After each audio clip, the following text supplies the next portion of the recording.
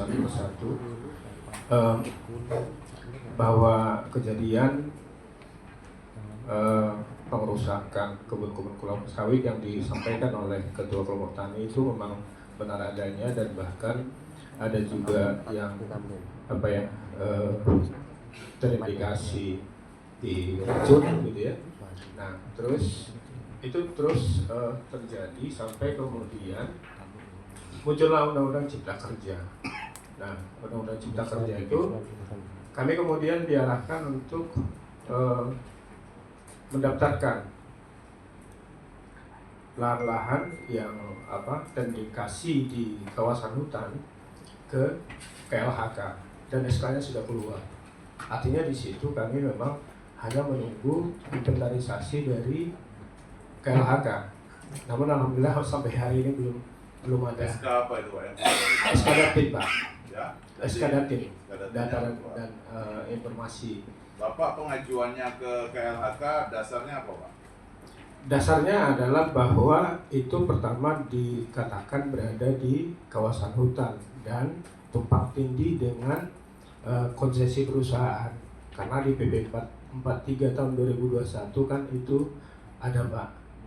Nah itu kemudian yang coba kita sampaikan ke KLHK. Demikian pimpinan. Oke. Nah, Yang lain, ini kelompok tani Bapak dirikan tahun berapa? 2019 Pak. Kebetulan waktu itu saya masih Ketua Divisi Hukum Advokasi DPP Arkasindo. Itu kita dirikan. Kenapa? Karena itu tadi Pak, bahwa para petani ini harus punya kelembagaan juga. Demikian Pak. Oke. Terima kasih. Ada lagi yang perlu dijelaskan Pak? Dari kelompok tani? Ada? Sementara itu dulu Pak. Cukup. Nah, kita minta dari Pak Kades atau Pak Camat dulu nih. Pak Camat atau Pak Kades dulu? Ibu. Pak Kades dulu. Silakan Pak. Coba dijelaskan dulu apa ya Pak. Pimpinan, pertama-tama saya memperkenalkan diri. Saya Jaurat Sitorus, Kepala Desa Talang 7 Buah Tangga.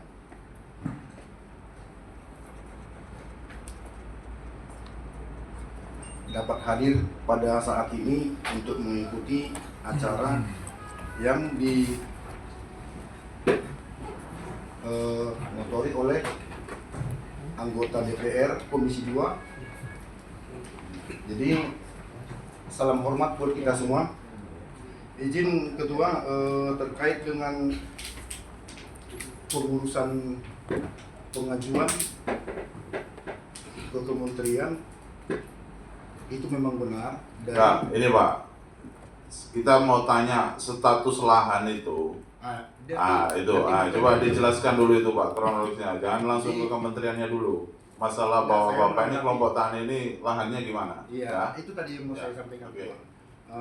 Mereka juga kelompok tani Talang Permai sudah mendaftarkan sesuai dengan anjuran pemerintah yang tertuang di Undang-Undang Cipta Kerja, gitu ya Ketua ya. Itu betul. Jadi pada saat saya terlantik Desember 2021 ada program PTSL. Jadi di situ saya ketahui bahwasanya luasan Desa Talang 7 Buah Tangga itu lebih luas, berada di zona kawasan hutan.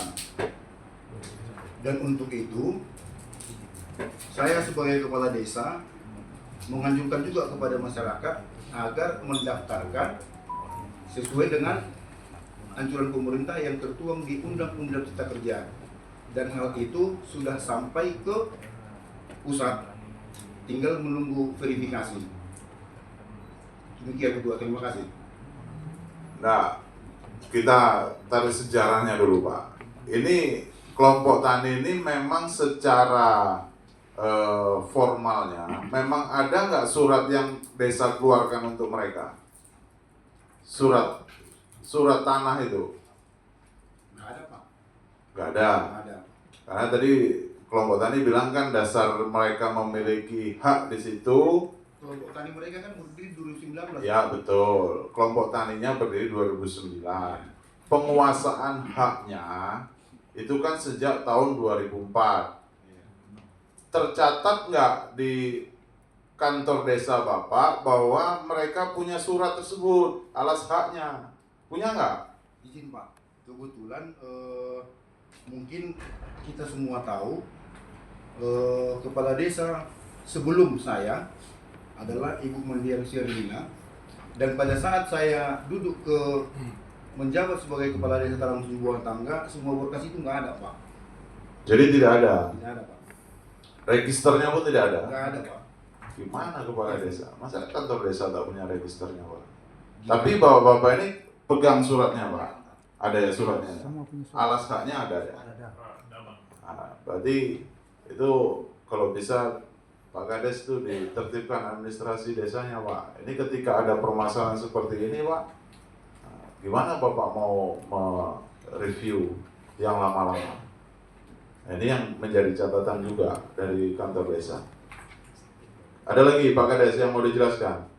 Berarti SKT itu memang diakui sama desa Pak? Ada? Ada sebagian seperti ini dia Pak. Kalau dulu kan ada. Tadi Bapak bilang nggak ada, ini ada sebagian. Maksud saya seperti Ya. ini. Ada surat itu memang yang terbit, saya Ya. terbitkan, tapi sebatas mengganti surat yang dulunya, karena surat yang dulunya tidak diakui oleh pihak bank untuk meminjam. Nah, jadi setelah kita verifikasi, kita perbaiki, kita terbitkan suratnya, surat itu baru diakui bank, seperti itu Pak. Oh, dari bank diakui. Iya. Oke, yang lain ada lagi yang mau dijelaskan Pak Kades? Saya rasa enggak ada Pak. Cukup.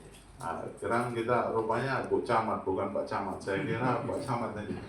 Nah, kami juga minta karena ada beberapa surat yang diterbitkan oleh yang sama camat ya, registrasi oleh camat. Coba kami minta apanya Bu? Silakan Bu.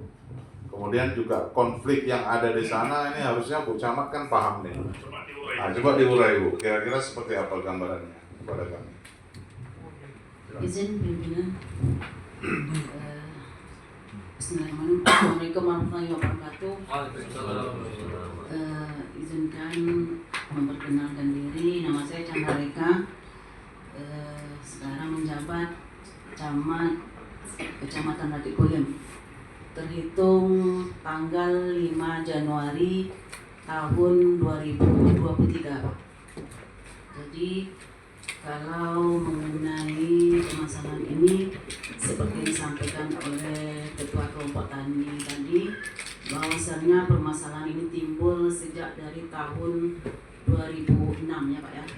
Nah, ini kami juga sudah pernah mendengar Pak ya, bahwasannya permasalahan ini terkadang timbul, terkadang hilang, seperti yang timbul gitu lah Pak. Mirip sinyal tuh Bu.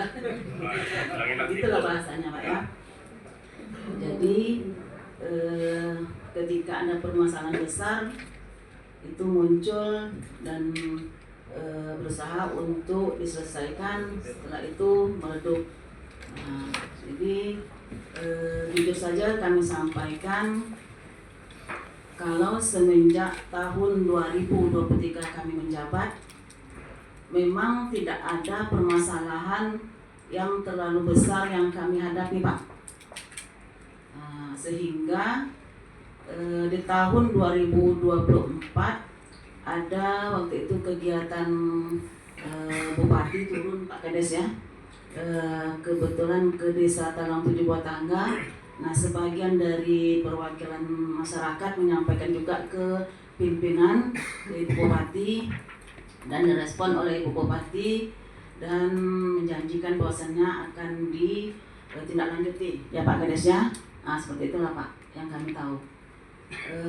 Jadi kalau untuk registrasi sesuai yang kami tahu aturan tahun 76 tahun 2016 itu tidak ada kewenangan camat untuk menandatangani surat tanah Pak. Nah, dan kami tidak pernah menandatangani baik itu SKGR ataupun SKT. Nah, dan juga kalau permasalahan yang besarnya juga kami tidak pernah mendapat informasi yang mendetail baik itu dari kelompok tani yang menghadap kami ataupun dari desa Pak Kades ya. Jadi kami itulah mungkin yang kami tahu Pak untuk sementara. Lebih dan kurang kami mohon maaf. Wabillahi taufiq wal hidayah. Assalamualaikum warahmatullahi wabarakatuh. Bu Camat, waktu kejadian konflik kemarin, Bu Camat tahu nggak? Yang kemarin sempat apa? Ada kontak fisik, ya. Itulah kami pun dapatnya dari TikTok Pak. Dari TikTok. Ya, kebetulan kemarin Pak Inspektur. Nah, ini Bu, fungsi Ibu di sana sebagai apa? Pimpinan wilayah Pak. Pimpinan wilayah. Rumah Ibu itu kan? Kalau saya Nah, tinggal. ini saya mau tanya sama Ibu, kok Ibu jawabannya dapatnya dari TikTok ini gimana, Bu? Iya, kemarin kami dapat informasinya setelah kejadian, makanya saya juga kontak dengan Pak Polsek Pak ya. Karena memang jujur saja Pak, saya tidak menginap di Rakit Kulenya Pak, karena rumah dinasnya tidak layak saya huni, saya tempati Pak. Itu tidak ada alasan, Bu. Sekarang permasalahannya ketika masyarakat Ibu berkonflik di sana, perangkat yang Ibu punya itu masa nggak ada ngasih informasi ke Iya, Ibu? jujur saja Pak, yang Ya. dari Pak Kadesnya tidak ada melapor juga ke saya Pak. Perangkat pegawai-pegawai Ibu tidak ada yang ngasih tahu? Berarti Perangkat desanya gitu Pak. nggak, kita jangankan cerita ini Bu, upaya penyelesaian dari camat, upaya apa pemilik wilayah kecamatan. Sedangkan informasi aja Ibu tidak paham. Wilayah Ibu ada konflik apa, kejadian seperti apa Ibu tidak paham. Kan itu Bu. Nah, jadi itu tolong jadi catatan juga Bu.